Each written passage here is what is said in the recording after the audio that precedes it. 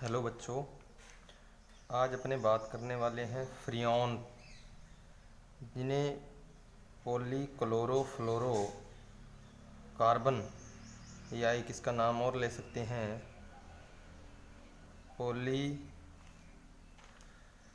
पॉलीक्लोरो फ्लोरो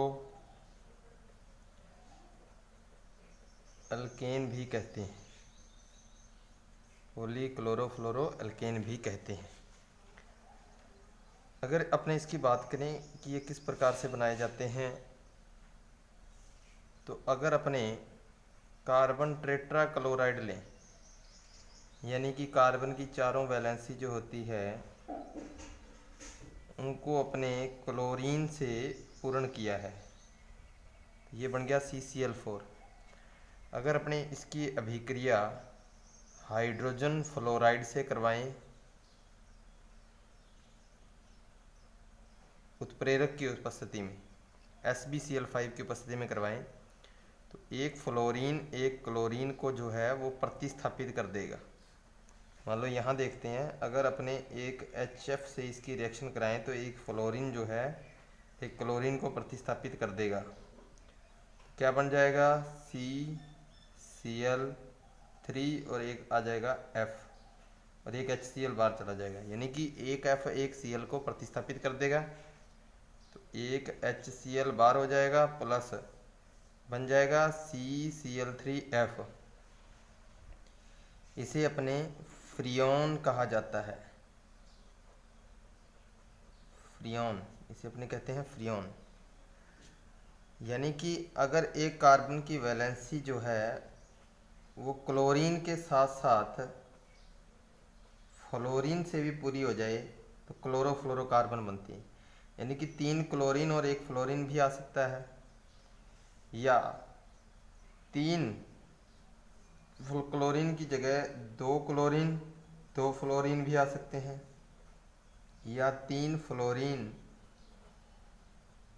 1 chlorine भी आ सकता है। तो इस तरीके से ऐसा अल्केन यानी कि कार्बन जिसके साथ क्लोरीन और फ्लोरीन दोनों उपस्थित हों वो फ्रियोन कहलाते हैं। क्लियर हो चुका है? जैसे CCl3 3 वैलेंसी क्लोरीन से तो 1 फ्लोरीन से पूरी हो रही है, तो ये एक प्रकार का फ्रियोन है।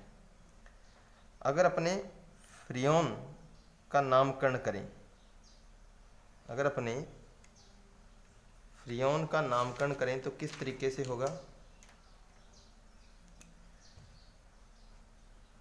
फ्रियोन का नामकरण तो बहुत आसान है। इसके लिए अपने को क्या करना है, एक फॉर्मूला याद रखना है। x जो होता है वो होती है कार्बन परमाणुओं की संख्या, कार्बन परमाणु की संख्या में से एक घटाना है, जैसे C-1 यानी कि कार्बन में से एक घटाना है। y जो होता है हाइड्रोजन परमाणुओं की संख्या A में एक जोड़ देना है, जैसे हाइड्रोजन +1। और Z जो है वो होता है फ्लोरीन परमाणुओं की संख्या, फ्लोरीन परमाणुओं की संख्या। तो इस तरीके से आपको x, y और z याद रखने हैं।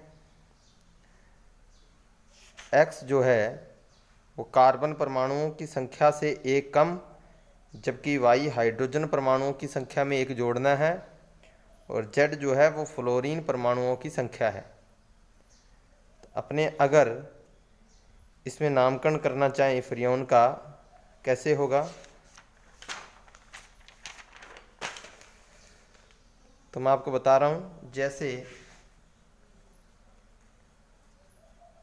CFCl3 जो है वो एक फ्रियोन है,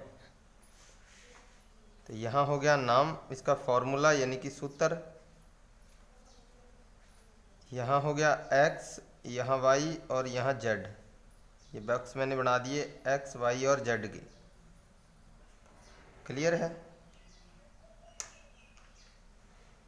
यहाँ जो x है वो मैंने आपको पहले भी बताया कि x जो है वो हेलोजनों की संख्या है। हेलोजन यानी कि कार्बन परमाणुओं की संख्या है। तो कार्बन परमाणु की संख्या यहाँ कितनी, एक है।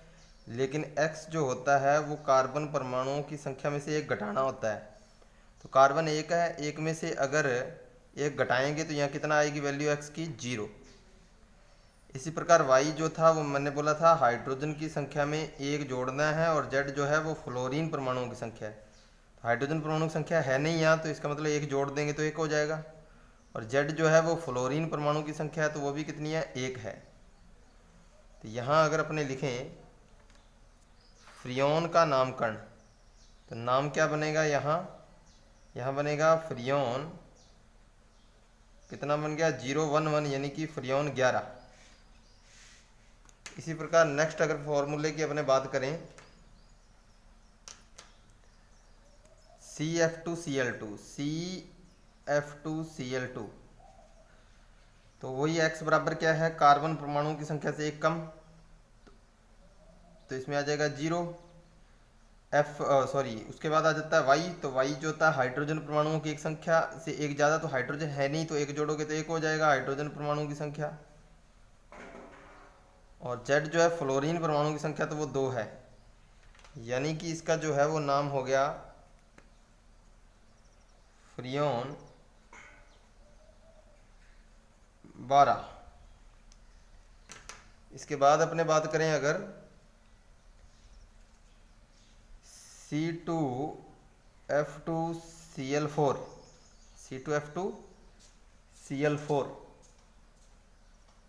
C2F2Cl4, तो कार्बन परमाणुओं की संख्या जो है उसमें से एक घटाना है, तो कार्बन 2 है यहाँ, लेकिन एक घटाओगे तो कितना बन जाएगा, एक। y जो है वो हाइड्रोजन परमाणु की संख्या यहाँ 0 है, तो इसमें एक जोड़ोगे एक। और z जो है वो फ्लोरीन परमाणुओं की संख्या है जो कि 2 है, तो यहाँ आ जाएगा 2, यानी कि इसका नाम हो जाएगा फ्रियोन 112। उसके बाद अगर अपने बात करें C2F3Cl3, यहाँ x जो है वो कार्बन परमाणुओं की संख्या से एक कम है, तो कार्बन परमाणु की संख्या यहाँ 2 है, 2 में से एक जाएगा तो एक हो जाएगा। उसके बाद अपने y जो है वो है हाइड्रोजन परमाणु की संख्या, तो वो भी एक हो जाएगी क्योंकि 0 है तो एक जुड़ा जाएगा। और फ्लोरीन परमाणु की संख्या है 3, तो इसका नाम जो है वो हो गया फ्रियोन 113। इस तरीके से अपने इनके नाम बता सकते हैं, इस फॉर्मूले का अपने यूज करके इसके नाम बताए जा सकते हैं। ये एक बहुत बढ़िया आपके सामने एक फ्रियोन्स के नामकरण करने का एक तरीका है। उसके बाद अपने छोटी सी एक बात करते हैं, CNG व LPG गैस के बारे में बात करेंगे।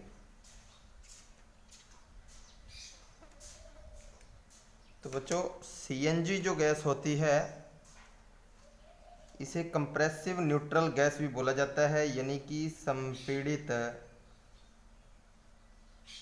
प्राकृतिक गैस, यानी कि कंप्रेसिव नेचुरल गैस, यानी कि संपीड़ित प्राकृतिक गैस CNG कहा जाता है। जबकि लिक्विड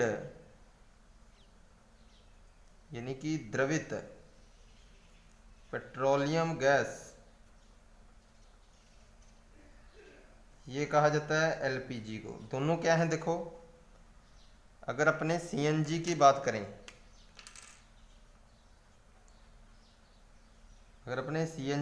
करें, तो CNG जो होती है यह मीथेन प्लस अन्य हाइड्रोकार्बन का मिश्रण होती है।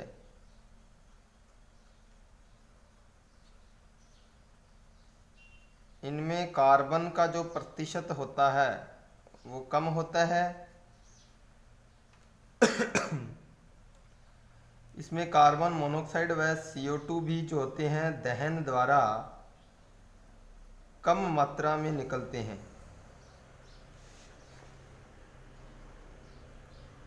कम मात्रा में निकलते हैं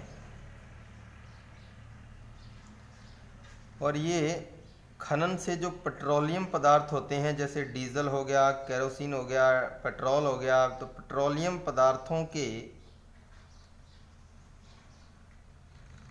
ऊपर पाई जाती है, यानी कि उनसे हल्की होती है, ऊपर मिलती है अपने को।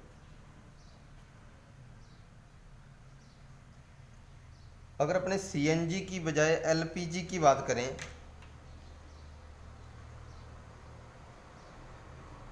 अगर अपने LPG की बात करें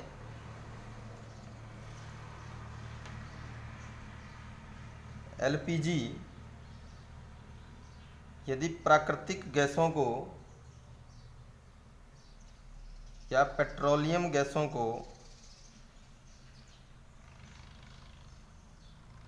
या इसी ऊपर वाली जो संपीड़ित जो प्राकृतिक गैस है इसको उच्च दाब पर और ज़्यादा उच्च दाब पर संपीड़ित कर दिया जाए तो LPG यानी कि लिक्विड में बदल जाती है, ये द्रवित हो जाती है, तो इसे लिक्विड पेट्रोलियम गैस कहते हैं। CNG जो होती है LPG की तुलना में CNG जो होती है वो सुरक्षित मानी जाती है, क्योंकि यह हल्की होती है और रिसाव होने पर यह जल्दी वायुमंडल में फैल जाती है। अगर अपने CNG की बात करें तो CNG का जो उपयोग है, CNG का उपयोग ईंधन के रूप में, दोनों का ही ईंधन के रूप में होता है, और यातायात जो वाहन होते हैं उनमें भी ईंधन के रूप में उपयोगी है। जबकि LPG जो होती है वो ईंधन में न यूज करके घरेलू ईंधन के रूप में यूज की जाती है। तो ये LPG और CNG गैस के बारे में अपने पढ़ा। तो सबसे पहले अपने पढ़ा फ्रियोन यानी क्लोरोफ्लोरोकार्बन पॉलीक्लोरोफ्लोरो एल्केन होते हैं, कैसे बनाया जाता है, इनका नामकरण करने का तरीका, और उसके बाद अपने इसके में पढ़ा इसके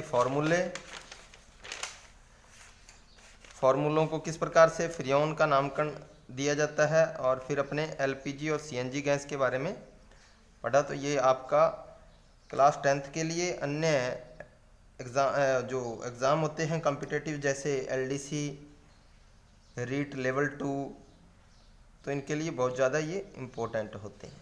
थैंक यू।